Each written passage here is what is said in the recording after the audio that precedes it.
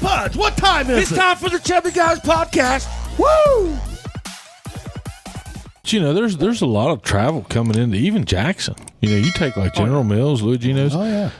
What they're doing down in Knoxville is somebody's doing that here. Oh, yeah. You know, I realized that at the bar, man. There was all kinds of people, just transients, just here for periods. There's a lot of guys in this area that are very talented. I mean, construction is one of those things. You get up early. Scott and I always joke, you know, if you're up at 4:30 or 5 going to work, the only thing moving around in the morning are, you know, usually a Geiger truck or a Shelley and Sands truck. You know, it's all construction guys getting their coffee, moving about. And I mean, they just make it happen. Yeah. It's a different breed. I love to watch Jackson wake up. Yeah. It's cool. You can kind of you can see it real good at Western Southern always out there. If you got in there about 7 and about 7:30, it'd really start crawling. Yep. No, I think it's sleeping in a little more now, man. Dude, you could play basketball on Broadway up until about 10 a.m. That's what you were saying. Yeah, I mean, it's a ghost town. Now, I will say, Broadway's picking up a little bit. Yeah.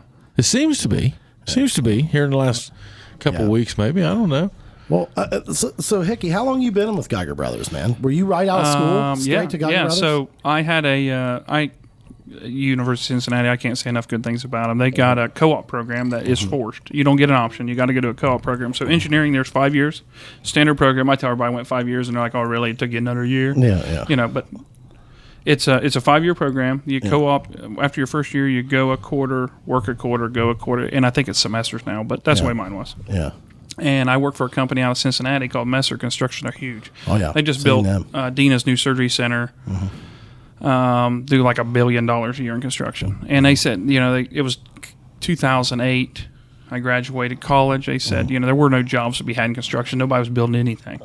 Hey, guys, on behalf of the Chubbies, huge thanks to Geiger Brothers Construction. Give them a call at 740-286-0800. They've been great community supporters, and they are a friend of the Chubby program, so thank you, Geiger Brothers Construction.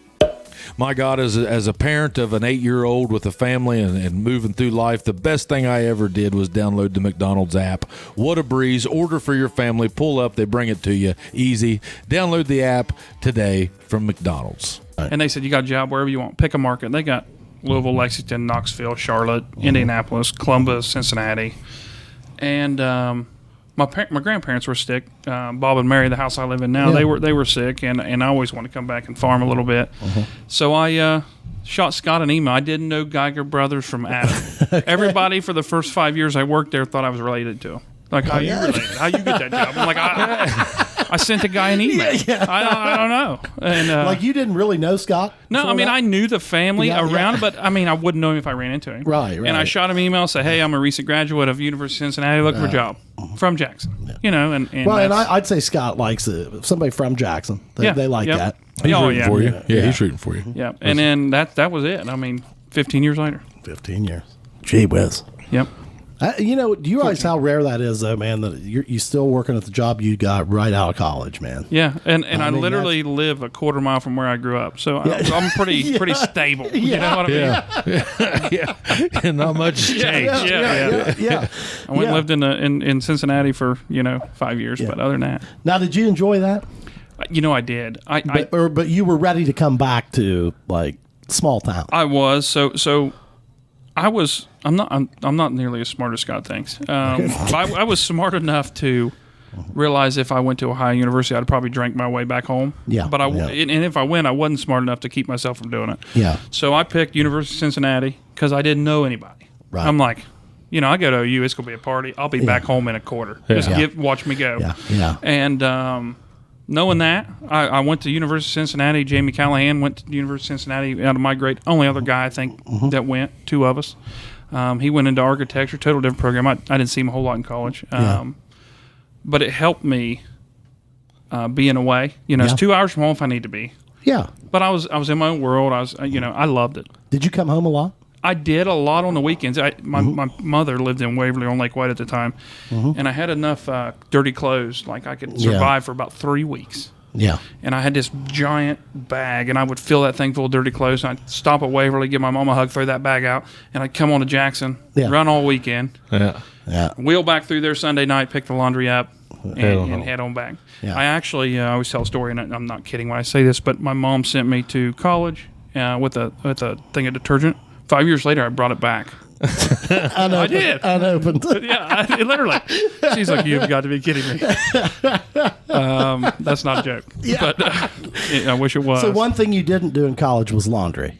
No, that's one thing I didn't. And, I was weird. I mean, you know that. But I spent a lot of time in the libraries. I mean, I lived in the libraries. Okay. Because coming out of Jackson, everybody in Cincinnati comes from private Catholic school. Mm-hmm. I mean, what the first year was review to me, or to them. Yeah, it was. I had never seen it. Yeah. So the first couple years, I mean, I struggled. My first quarter, I called my mom. I'm like, failing out. That Be hit home me. here. That hit me at Hocking. Yeah. I went to Hocking College, and that first year, man, I can remember guys in class that you could just tell were dumb. And they'd be like, "This is review," and I'd be like, "God, where did you review this at? I've never seen this before." Yeah, you're putting symbols on the board I have never seen. Now, did you pay attention in high school? No. Mm-mm. I didn't pay attention at all. No. Yeah. It was probably there. Yeah, I was gonna say. I think a lot of that was probably on me. Yeah. I didn't hit a lick. I got good grades, but I didn't. I wasn't burning the midnight oil studying in high school. No. I never took a book home. No. My entire high school career. Yeah. Did you? No. I mean, there were probably some that were Christy like for a Parks project or would something. be so mad at me because I had her for like algebra or whatever, pre-calculus, whatever. And I mean, I would like show up like half, and she had a room up on the third floor of the old high school, right? Mm-hmm. And I just I had her last quarter, I think junior year, and I just wave at her when I was leaving school. I just go home, and she was always mad, but I can always take the test, get a good grade. It made her furious. I mean, she always says that. If you know what you're doing, you know what you're doing, though, right? But I learned the opposite in college. I mean, you can go there and you can show up every day and fail right out. Yeah. I mean, they don't care. They don't know who Kyle is. They don't care who Kyle is. You don't want to come to class? Fine. Yeah, that's You don't have to. Great. Yeah. Make sure you send a check. Yeah, you know? That's right. I was amazed, but Was you take it like Hey, do you want to help develop your child's athletic ability? Or maybe you want to get off the couch and make yourself a little bit better. They earn the day at AP Prep. Look them up, apprep.info. Hey, are you a business owner looking for insurance coverage? Give this guy a call. You know him. You trust him. Jason Gillum, Gillum Insurance, 740-395-0190. here sees it off and oh yeah. Oh, yeah. Fishing. I remember, John Sturgill was sheriff deputy for 40 years. I remember him coming out and getting me at Shy Snyder's house out there fishing. They were reeling us back in from school, and Yeah. my mom was a teacher, so she knew I skipped school before I knew I was skipping school. Yeah. Oh, yeah. Yeah. But I mean, he'd come out and get us, and we'd ride back to town, and I'd get my Bob Kite, and Andy Rice would yell at me, and don't do that again, Kyle. And a week later we'd have the same conversation. yeah. But it was different. So then you go away to Cincinnati. Yep. Then you come back at the job at Geiger Brothers. At what point does then firefighting come into play? Yeah, that's what I was told about. Because you're a pilot, you're an engineer, and you're a firefighter. Yeah. So you are busy. So are you still tied in with Dylan on the farming? A little bit. Only on like maybe 80 acres. You probably got to teach him a lot. His risk tolerance is much larger than mine. I don't care to run in a house on fire, but I mean, Dylan he likes the dirt. Absolutely. He lives for it, and I think it's awesome. But I mean, the risk in what those guys do every day, putting everything they got on the line, hoping the bugs don't eat it, hoping it rains, hoping it doesn't rain too much. And from what I'm seeing, you're facing one of the hardest years ever. Yeah, with fuel prices the way they are. I may misspeak here because Dylan keeps track of all the money, and he's but I mean, when we started, so Dylan and I. We were going to farm Randy's land. He had Blanton Farm over there. It's hillside, not great ground, but and we came up with this idea, and we called a guy, and we bought a planter, and Dylan and I took a day. I took a day off work. He took a day off college, and we planted a strip right beside his driveway and walked behind that planter like, I don't know, we're reading stuff on Google and we're trying to figure it out. Literally, we bought this I think $15,000 planter. We went $7,500 a piece on it, and we planted a strip beside his driveway just to see if we could do it. And then we went and planted that day, and that's how it all started. We started like 80 acres, and now he's up to, God, I don't know how many. I don't know either, yeah. I mean, north of 1,000.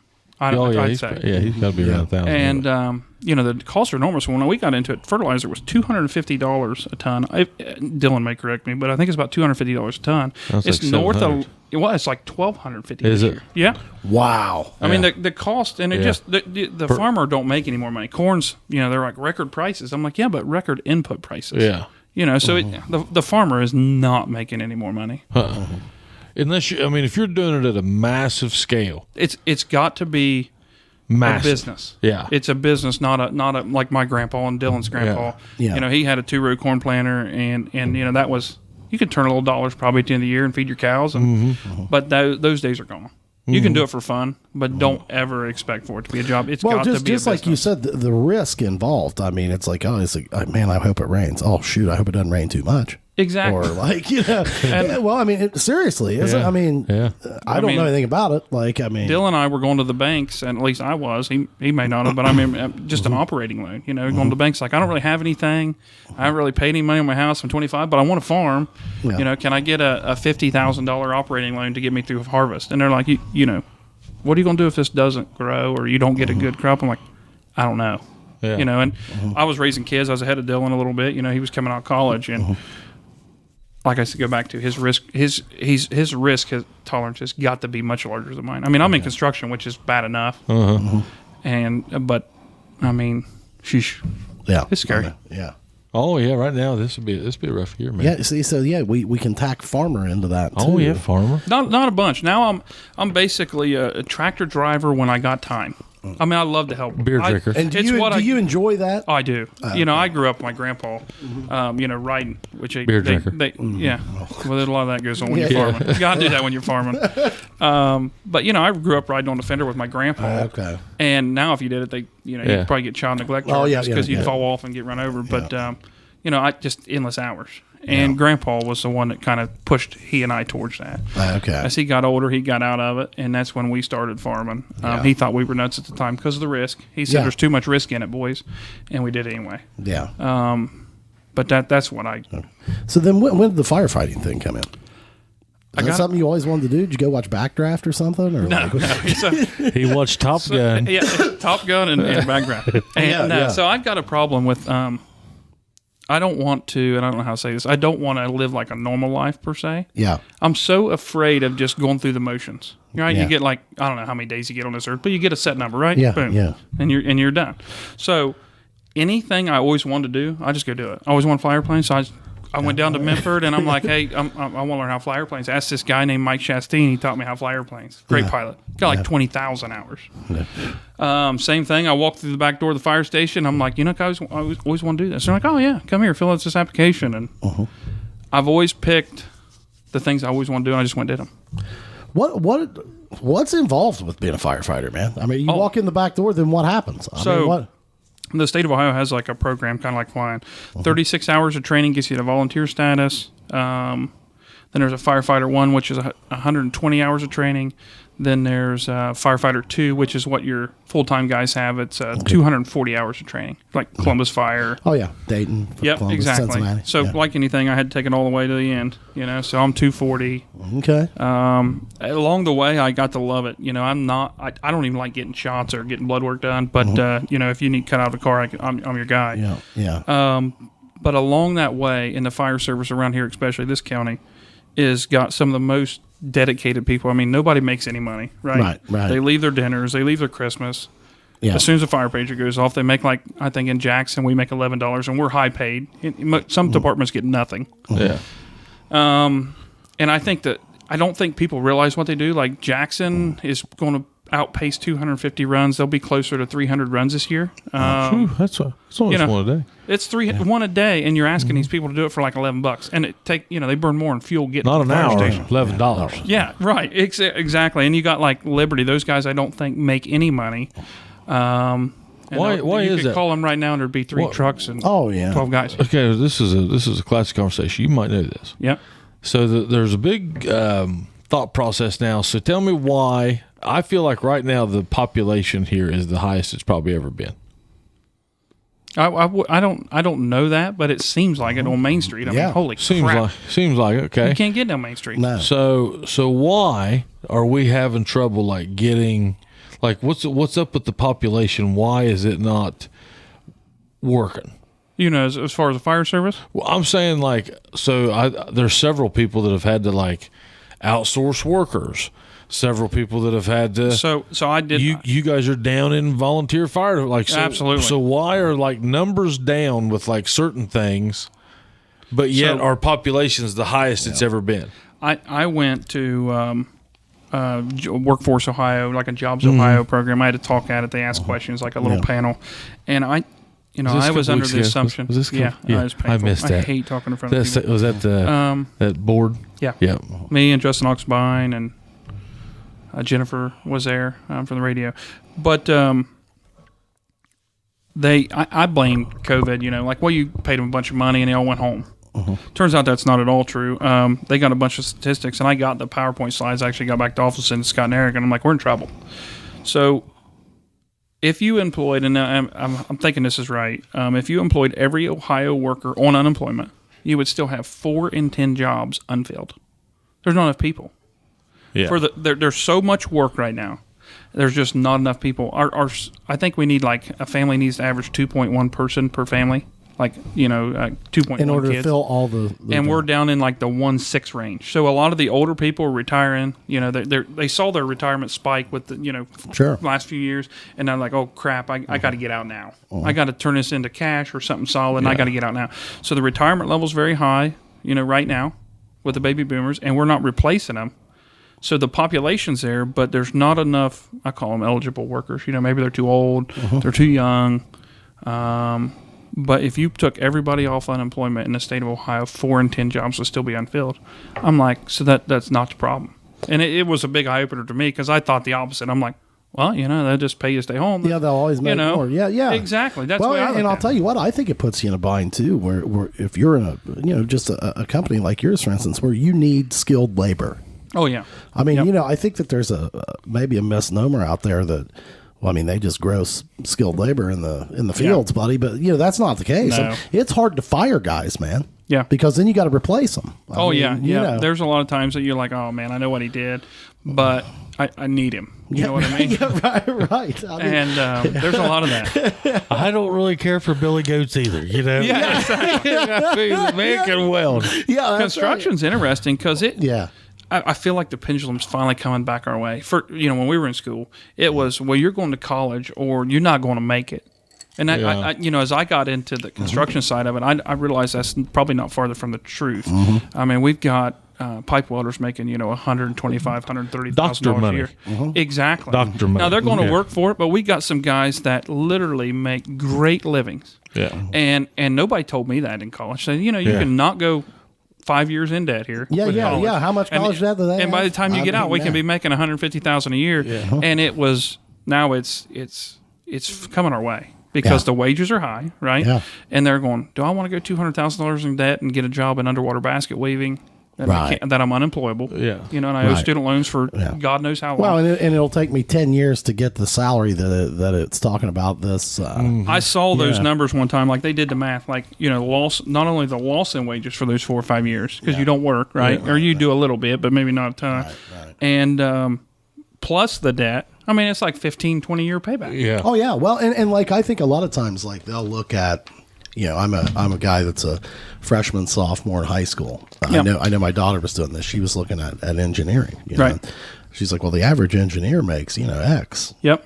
And I'm like, but not immediately. Right. Yeah. I mean, there's some grinding in there. Oh yeah. I mean, and it's going to come our way, I think, because you're starting to see it. Buckeye Hills is picking up a lot of great programs. I'm really tickled to death with what they're doing in the area. They're teaming up with the unions, the trade unions, that's great. And like AUP is putting them through lineman class, so those guys can go to or high school and maybe a little bit of post high school stuff, and they've got a great job, great benefits, great retirement. You're talking about living wage jobs with a chance to retire after 30 years or something. Exactly. I mean, it's going to be great. That's a pretty good deal. So the firefighting. Here's another question for a volunteer firefighter, Jackson. The bigger we get, and I mean, it seems like our fire department, I've never heard a bad word about it, dude. And, good people. Yeah, and what I'm wondering is there ever any talk about maybe having a couple guys full time?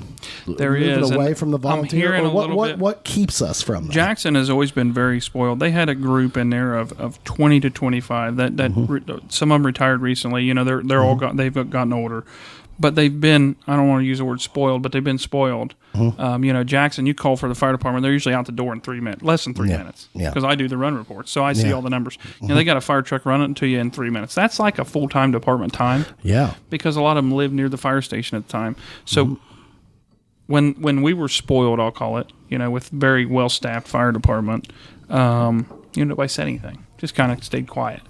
Now, you know, you can't find people at, you know, to work for $15, $20 an hour. You sure in the heck aren't going to find somebody volunteer.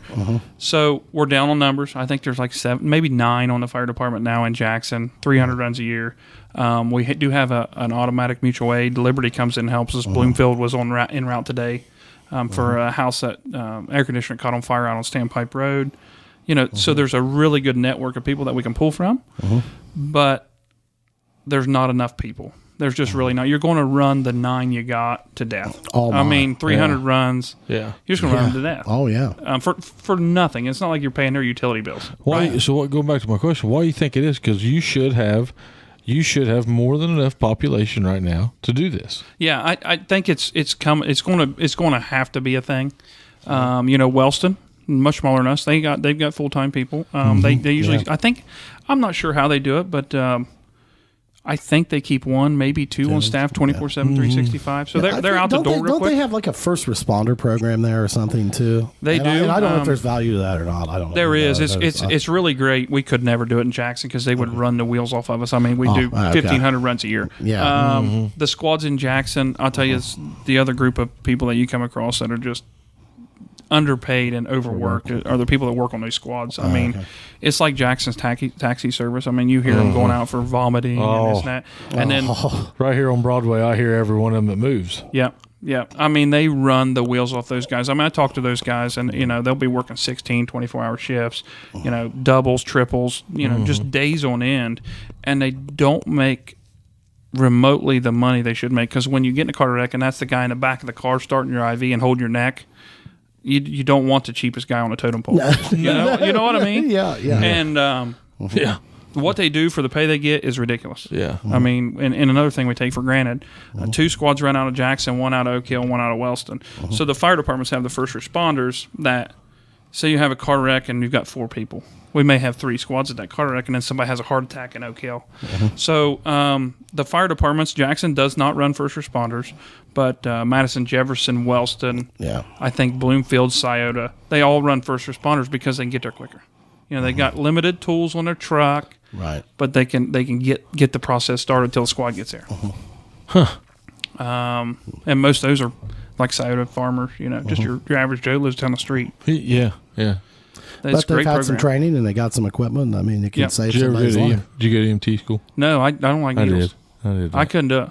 That was part of my nursing thing. They had whenever I went to nursing school at Hocking, they had a waiting list to get in clinicals. So in order to keep my, financial aid and everything rolling in, I had to go take a class. So I took an EMT course. I was glad I took it. Oh, yeah. Oh, it's great. Yeah. Like, you know.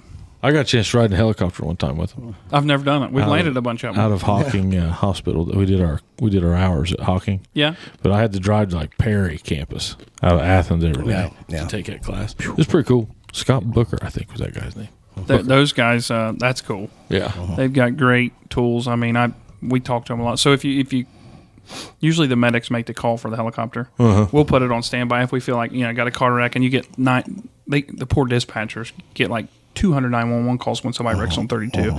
So they're trying to sort through the information, get the right information to the right group. Like, all right, I got fire en route. I told them what they got. I got the squad en route. I got standard patrol en route. And they kind of spearhead the whole thing. Yeah. But, if we hear a lot of traffic, you get one call. Okay. You get 15 calls. All right, let me start thinking. Put a helicopter in standby. That puts one running on the ground. It's staffed. They get in it. It started. Right? So the time's the critical part. Yeah. And then usually the EMT or the medic on scene will say, yeah, go ahead and send them. And then the fire department always lands them because they're busy. Yeah. So we usually take that for them. Yeah. What a machine. Oh, it's ridiculous. That's unbelievable. Them pilots, I always joke. There's a lot of young pilots. There's pilot shortage, like there is a shortage and everything else. The old Vietnam guys, they get out with their leather coat on and their patches on their arm. You could put 4 cones on top of a mailbox, and they could stick a helicopter on it. They didn't. They'd look at it once, and they'd swoop down, and they were there. Yeah. A lot of the young guys like me, they're like, give me a football field. Now, do you tell them as soon as they land, like, you're a pilot too? No. I do mess around with so I can talk to them a little better because, fire lingo and it's funny, but fire lingo and helicopter lingo are not usually intermeshed. Yeah. We're on the ground trying to give them coordinates, and they're going, I know how their avionics is set up. So usually I can, and I've got apps, I can look where they're at. I'm like, helicopter be here in 5 minutes. So that does help interface that a little bit. Huh. I can usually talk to them in their lingo, like 5 miles to the west, yada, yada, yada. Huh. But, wow. Yeah, I mean, those guys got to be, I've heard stories of, I actually graduated with a guy whose dad was a life flight pilot. That's why they moved here. Yep. And he had been a Vietnam era.